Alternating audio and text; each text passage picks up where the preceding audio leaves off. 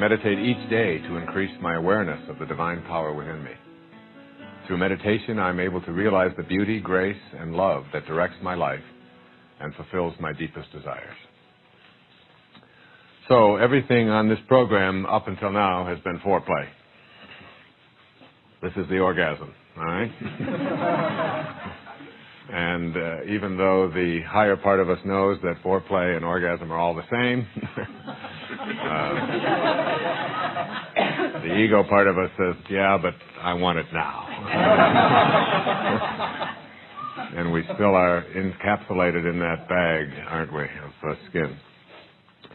The idea of meditation is really the idea of connecting to your source.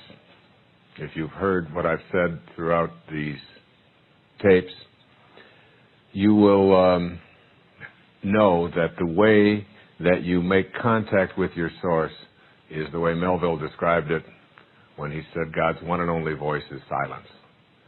We are looking for a way to manifest. That's what this entire program is about. And we are going to understand that this manifesting process of attracting to us what it is that we desire involves certain principles, all of which have been reviewed and which you will continue to review. And that also we can begin to participate ourselves in this act of co-creating our life. It is not something that just happens to us. We are not placed here from another world into this one and then on to another world. It's all one.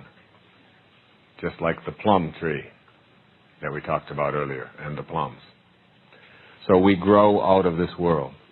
And in order to be able to get to the left-hand side of the room, the side which is the cause of all that is on the right side, even though it's all one, we must learn to get quiet and also to somehow figure out a way to participate in this act of co-creating. And most of us have been raised on the conditioned idea that this is not something that is possible for us, that we can't really do it ourselves. So what we want to do is learn this thing that I call picturing, and to be able to picture what it is that we would like and then detach ourselves from the picture is something that our egos don't really take well to. In other words, if we have a picture, then the ego part of us says, yeah, okay, now I want it fulfilled. And what you have to do is remove fear and doubt from all of your pictures and come at these internal pictures with a knowing. And then you have to have an enthusiasm for these pictures showing up in your life with a detached view of whether or not they do or not. Again, a paradox. Enthusiasm is a word that if you look it up in the etymology of the word enthusiasm, it breaks down to entheos, which means the God, and asm means within. The enthusiasm literally translates to the God within. I don't know if you've ever noticed in your life, but when you are inspired in your life, when you're truly inspired in your life, everything seems to be working. For me, when I am inspired, it is with my writing and my speaking. When you are inspired, very often you are making love to the person that you adore. When you are inspired, very often you might be painting, you might be creating music, you might be cooking up something that you've never cooked up before, you might be in a dream, you might be listening to music. Whatever it is, when you feel inspired, you're not thinking about what's missing.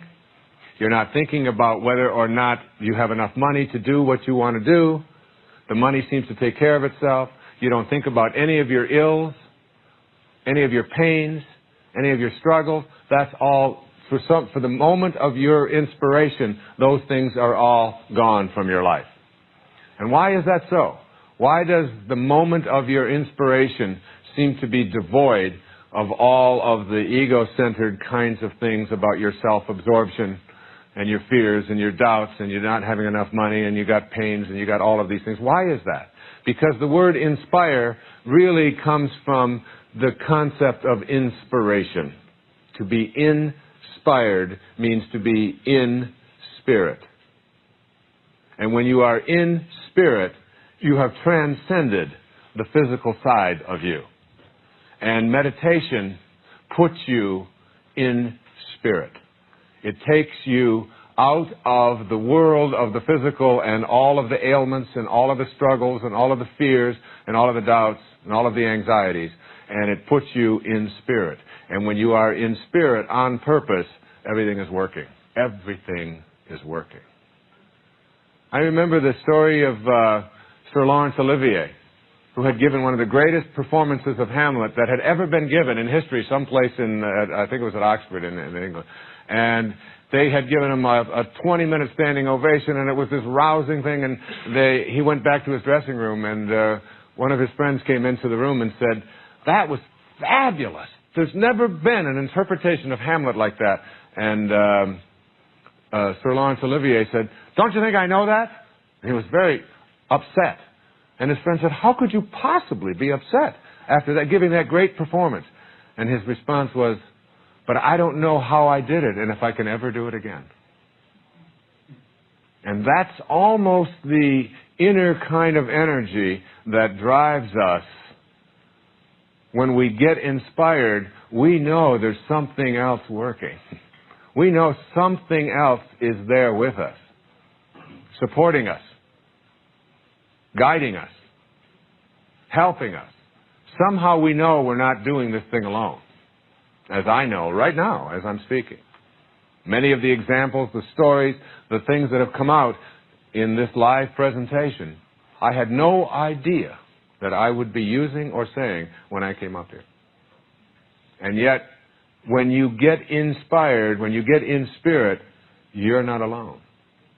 And what we want to learn to do is to have a picturing process in our minds that is consistent with our desire to be inspired as frequently as we possibly can, to have that sense of being in spirit. And meditation allows us to do this.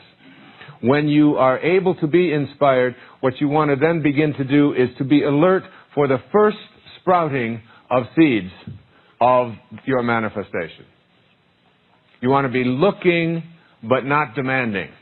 You want to be observing and noticing but not insisting. It's like almost playing this game with your ego. With the ego part of you says, "Yeah, I want it now." And your higher self says, "You just want to be at peace." But look around. And as you see it, you begin to tune into the cues. The reason that this process works is because this divine intelligence that is endless, that is inexhaustible, will cooperate with you when your pictures come from in spirit. It will cooperate with you. It always has. It's what sustains you. It's what allows you to breathe. It's what allows you to think and process and listen. It will cooperate. So this picturing process is also important in the meditative process in terms of keeping it private and keeping it secret, if you will. The great sages always move about in secrecy. They don't have a sign, and they don't go on the Tonight Show, and they don't tell everybody how great they are, and they don't perform their great tricks and so on for the benefit of others, especially for the approval of others. They walk quietly along the earth plane, drawing no attention to themselves. And when you ask them what is their greatest desire, they'll tell you it's to disappear, to not be noticed, to not have attention, to not have a lot of organization around them, to just very quietly be tuned in and doing God's work. And so the importance of what it is that you would like to manifest and keeping it a silent inner awareness in which you are not needing to go to those people in your life whom you most frequently seek approval from and have them agree that this is something you want to do. Instead, this becomes your own private dialogue with the divine intelligence, with God. And as you take on this sense of your private dialogue with God, you let go of those ego demands when you start telling other people, because the minute you start telling other people, instantly what happens is you start looking for their reactions. And the minute you do that, you have set up an obstacle, a blockage. You've left the spirit. You've left the silent part of yourself and gotten back into the noise. And very often we will think and tell ourselves, yes, but I have to share it. But there are areas of your life that are between you and you. Between the part of you that is here on the right-hand side of the room and the part of you that's on the left-hand side as well. And you need to understand the importance of just having this inner knowing and not being concerned with whether or not other people agree with it or don't agree with it. It's not even relevant. Remember Maslow's admonition to me as a young man. Be independent of the good opinion of other people if you want to be self-actualized. Detach from the outcome and have no investment in power over others. Keep those things in mind as we practice this meditation.